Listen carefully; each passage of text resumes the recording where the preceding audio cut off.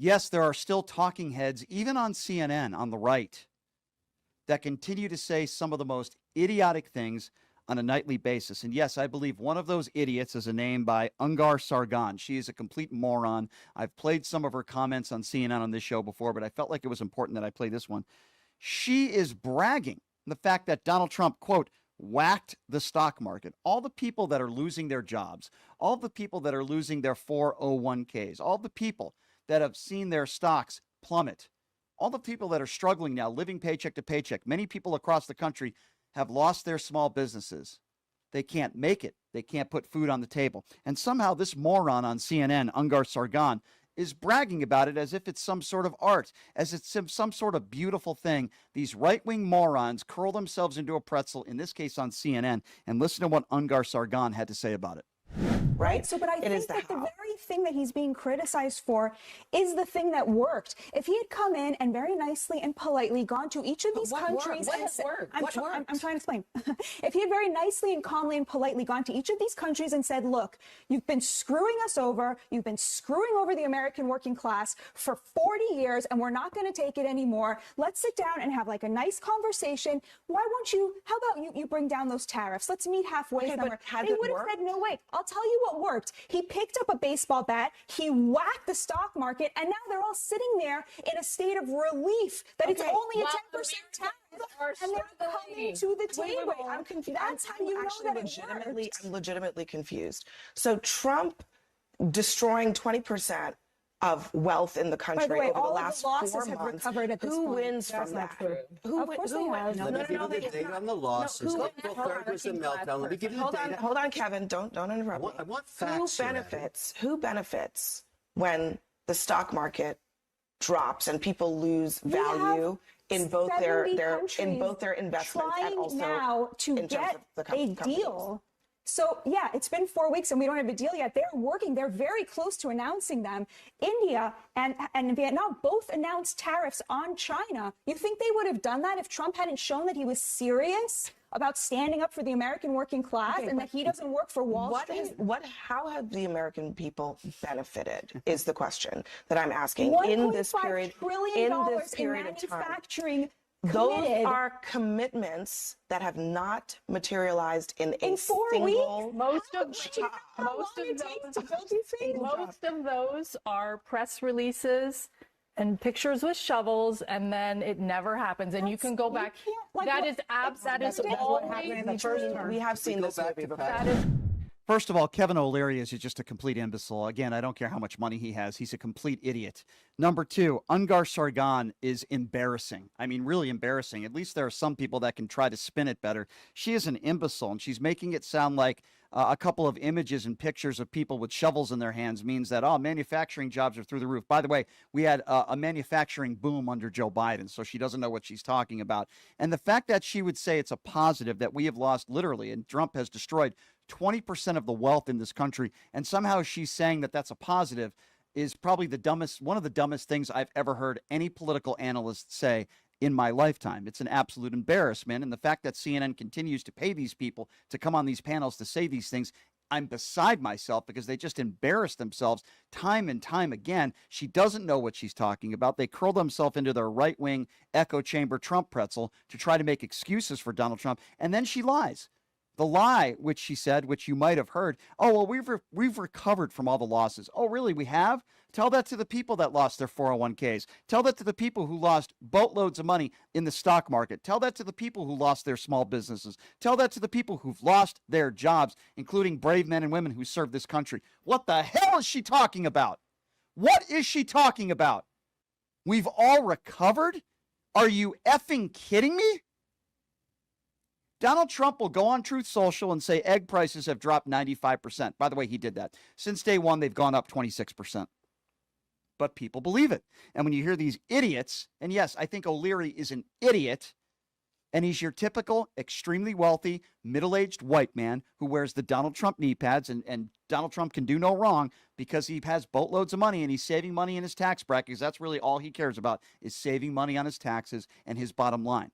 So he will lie on CNN every day and wear the Donald Trump knee pad. Same with Ungar-Sargon. She's a complete imbecile, although, I think Ungar-Sargon is just extremely stupid. She's an extremely dumb person. There are some people that actually believe the stuff they see when Donald Trump holds a press conference or when Caroline Leavitt holds a press conference. Listen, if you have an IQ over 20, you're not going to believe anything they say, no matter what side of the aisle you're on. But I actually believe there are some people that are so dumb, like three-toe Marjorie Taylor Greene, that they actually believe everything that comes out of Donald Trump's mouth. And I do believe Ungar-Sargon is one of them. O'Leary might not be a stupid guy. He's very intelligent. He's made a lot of money in business. He knows Donald Trump is full of it, but he's going to always defend and support Donald Trump. Why? Because he knows it's good for his bottom line, the top 1%. And then we go back to CNN. Because Ungar-Sargon is another right-wing buffoon and a talking head for the Republican Party. And I think CNN gets some really bad Republicans to go on there. Sometimes they get some good ones. There's a lot of bad ones out there. And I want you to listen to Ungar-Sargon, who goes on usually at night on some of those panels, and that's what took place last night. Listen to what she said about iPhones. I was unaware of this, that iPhones were $1,500, now they're $3,000. I haven't heard this before. But again, spreading misinformation, and she's talking about the price of gas and the price of food, yet she supports Donald Trump, and in the first 3 months, gas prices are up across the country. Inflation is up, and she's spreading more misinformation. Have a listen to this buffoon. I just want to make a quick point about ways inflation. to do that. We act like, inflation of all things are equal, and they are not equal.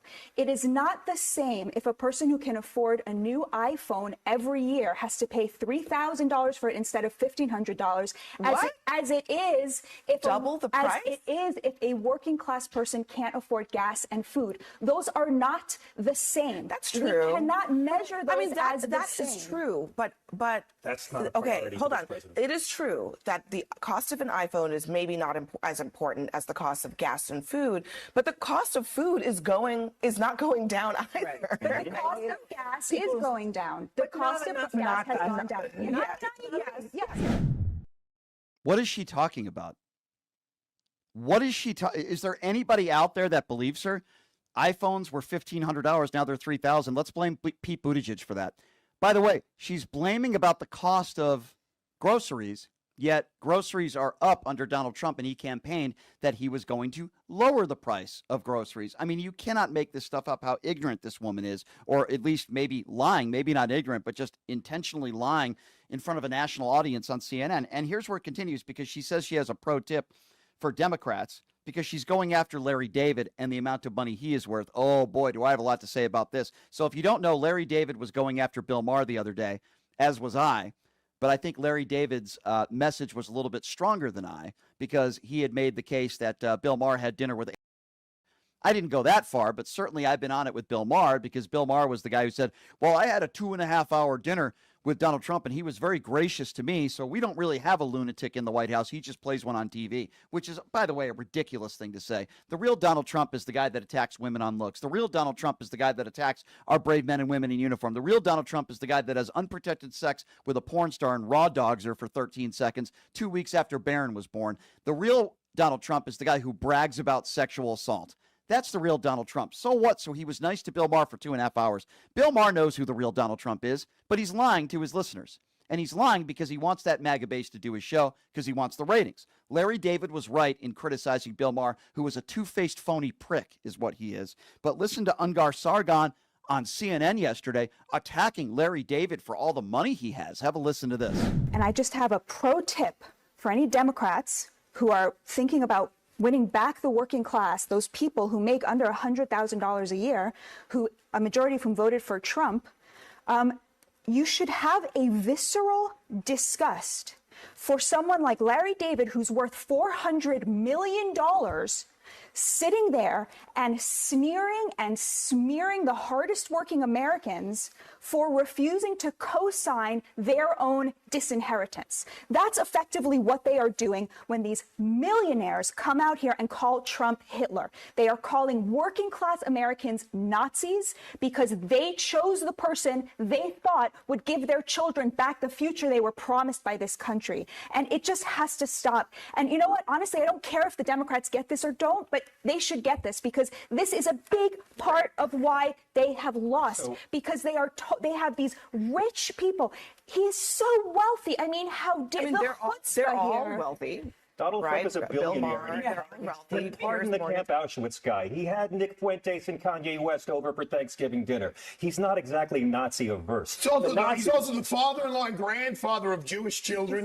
Come on, Trump has done more for Jewish people. I'm Trump has a long record of anti-Semitic comments, too. He's got a long record of it. You know what? Actions speak louder than words. He may have said some stupid stuff in the past. What he's been doing, cracking down on Harvard with their anti-Semitic policies. That is a lie. It's not you know it's not about anti-Semitism.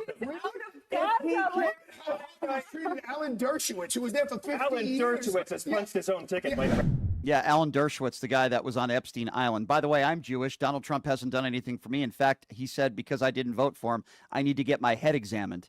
Okay? Just because he coddles and does a circle jerk with Benjamin Netanyahu doesn't mean he's doing a lot for Israel.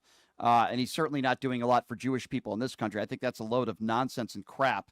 And the fact that Ungar-Sargon, who obviously is so partisan and such a hack on CNN, she's talking about rich people. Well, here's one big fundamental difference. There's probably thousands of fundamental differences between Larry David and Donald Trump. Larry David, who I'm actually a fan of Larry David.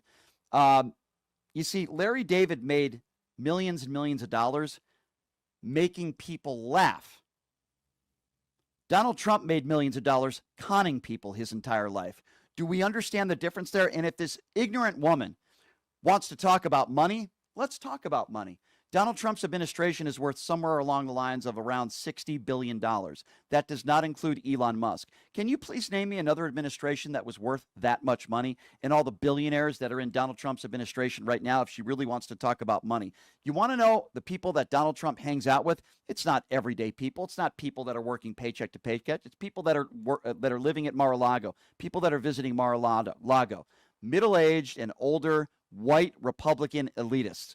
Those are the people that Donald Trump surrounds himself with. So if this imbecile named Ungar-Sargon on CNN wants to talk about money and the rich, then maybe she should talk a little bit more about Donald Trump and the crypto scandal that he's got going on and all the scandals he's done his entire life, whether it be Trump University or all the businesses that have shut down or have filed for bankruptcy and all the cons that he has done. You see, I haven't seen any Democrats in office that were selling Bibles made in China for $3, selling them in this country for $60. You want to talk about all the con man himself, the con in chief, who was charging people upwards of $1 million to pray with him. That's all this man does is care about money. He doesn't care about his friends. He doesn't care about his family. He only cares about his very close tech billionaires who donated a lot of money to his campaign, and he only cares about himself. If you want to talk about net worth and how much Donald Trump is worth. Oh, but he doesn't accept a salary. Really? His net worth has grown 5 times, and that's being nice, since he became president that first time around. The hundreds and hundreds of millions of dollars that he received in donations that he kept and put in his back pocket. But she wants to talk about money? Give me a break. And this guy Fogelsang, who was on this panel yesterday, did a really good job, and again, destroying Ungar-Sargon, who was talking about we need to trust Donald Trump. We need to trust this man. America needs to trust Donald Trump. And Fogelsang just absolutely destroys her in this part of the segment. Supposed to rely on what Trump says? Listen. China's side. How do you not trust China but trust Donald Trump? His planet Earth. Yes, very much. I think that's really sad that you trust our greatest adversary more than the president of the United States, who was elected by over 80 million of your fellow Americans. The majority of people who the majority of people who showed up to vote voted against him in 2016, 2020, and 2024. There's no mandate to speak of. I don't trust China, but there is no reason. You dispute that he won the election? No, I tell you that the majority of folks who showed up to vote in all 3 elections voted against him. He never cracked 50%. Cumulatively? He never cracked 50%. He has no mandate. You can say that about a lot of presidents. To give preference to China over the president of the United States? Why should I believe that Donald Trump is telling the truth about anything at this point? How can our allies believe it? Who's going to enter into a deal with us after pulling out of the Iran nuclear deal, pulling out of Paris Accord? 30 countries are waiting to do just that. We can't even get tourists to come anymore. People are deciding, you know what, this year I'll try North Korea. Tourists aren't coming here anymore. Nobody wants to be in business with us because of this. but it's not popular, and he's not an honest man. Vogelsang speaks truth to power, and I think he's really good at what he does. Notice how stupid that woman is. She's talking about the mandate. By the way, Democrats have not used that word. Joe Biden got a mandate. I don't recall one Democrat ever saying that, even though his victory was far greater than Donald Trump's victory in 2024.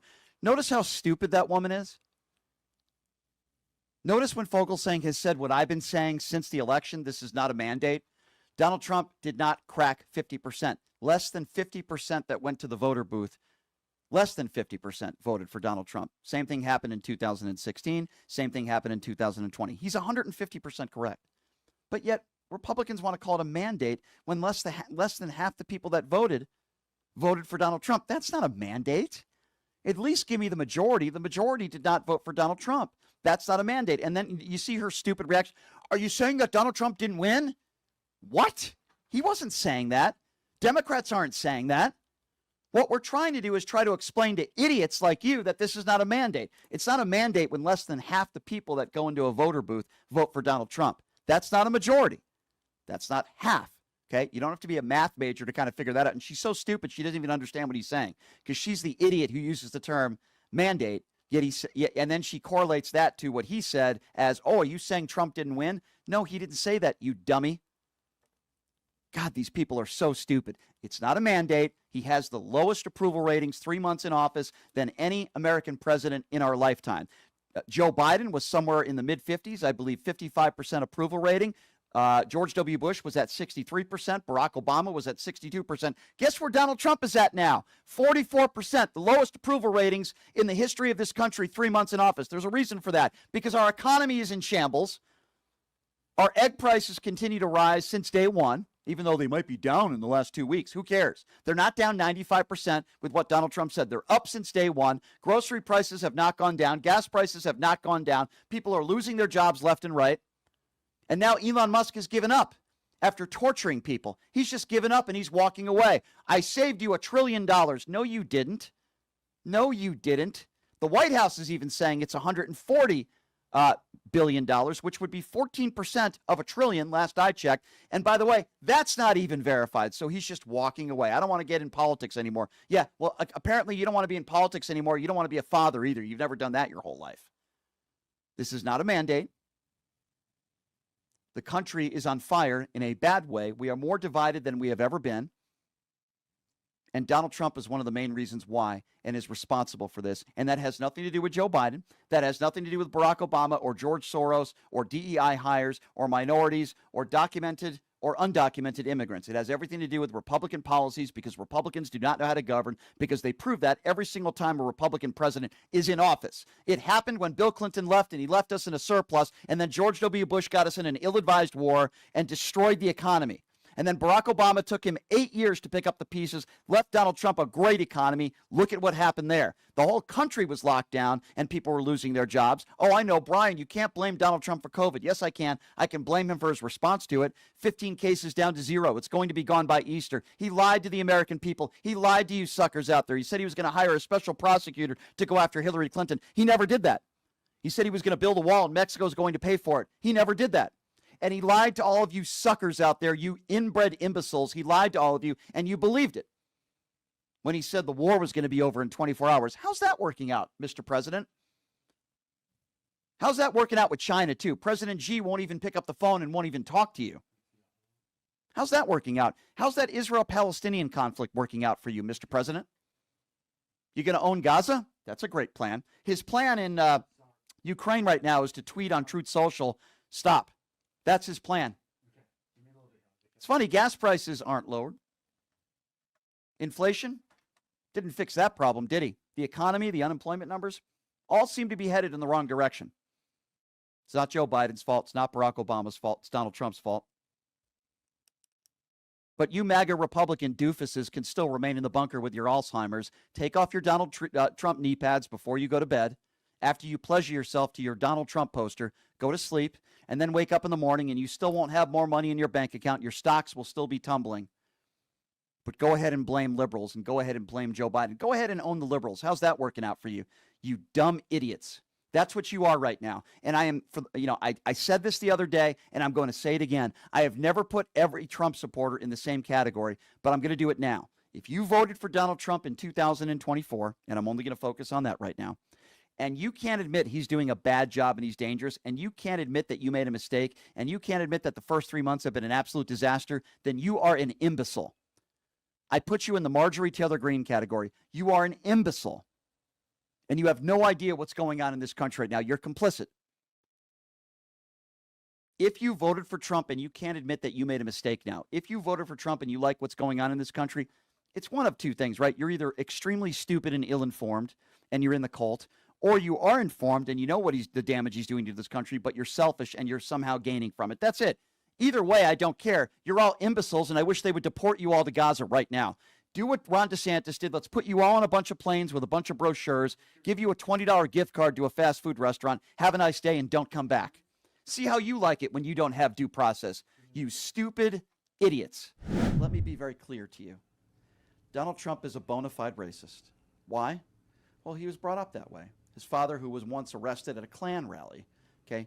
This is a Klan family. The Donald Trump family is a Klan-made family. Make no mistake about it. They are absolutely racist. They are bigoted in nature. And look at the way his administration is treating brown people all over this country. So I was watching CNN last night, and a guy who I have a lot of admiration for, he's a good man. Boykin is somebody that he's done this show before. He's an author. He's a speaker. Just a really smart guy. He happens to be a black gay man living in this country. And Ungar-Sargon, who I just think is a total clown on CNN on these panels. Boy, you want to talk about somebody that I'd love to debate. She's an idiot, and she's trying to make the case that Trump is not racist. And let me tell you something. This was an unbelievable moment, because you have a black man, a black gay man, who knows what discrimination feels like, sadly, and he just absolutely shreds her, again, with facts, as she's nodding her head, no, shaking her head, no. Have a listen to this. To vociferously and immediately and without hesitation condemn this disgusting Because Donald writing. Trump has a history of racism himself. No, that's not true.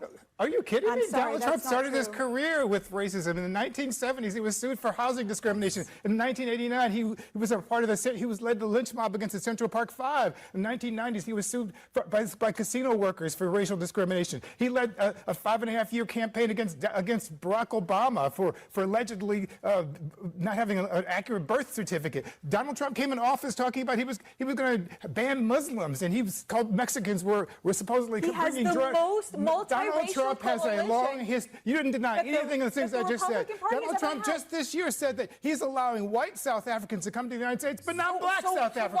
What could be more racist than that? Why did the majority of Latino men vote for him? Why did 25% of black men vote for him? It was not 25%, and still, black people are the most loyal group against Donald Trump, in fact, because we clearly could see through the charade that he was putting up. Donald Trump has a 50-year history of racism. Why did the majority of Hispanic men vote for him if he's I'm not a Hispanic person. I can tell you as a black man that Donald Trump is a racist. That's unquestionable. I don't agree with that. Yeah, of course she doesn't agree with it. Notice how she didn't argue any of the points that brilliantly Boykin made. And by the way, we can name many more. That was just an absolute shredding. You know what I would have said about Hispanics, in my opinion, and blacks is Donald Trump lied to them. Mm-hmm. He said, "I'm not going to touch Medicaid. I'm not going to touch Medicare. I'm not going to touch Social Security. You can have your same doctors. I'm going to make sure that everyone's covered." And he lied. Let me ask you a question. Do you really think that Ungar-Sargon believes it when she says Donald Trump is not a racist? I don't believe. I can't even comprehend. How could you have a brain? I don't think any of the MAGAs. I've thought about this, and I think that they are talking unfiltered talking points from their mouth, but deep in their heart. I mean, even in the Bible, Jesus said that you shall know me, and that everybody deep down knows when. Think about that. Think about that. He's saying it's okay for white South Africans to come into this country, and we will welcome you with open arms, not blacks. Not just saying, he did it. This is a guy that was sued thousands of times in New York City, discrimination suits, because he didn't want black people living on his minority properties. Casino workers sued him by the He dozens. won on discrimination suits at his casinos. Black people weren't treated appropriately. And then this woman has the gall to go on national, as any MAGA idiot would, and say, oh, no, he doesn't have a racist bone in his body.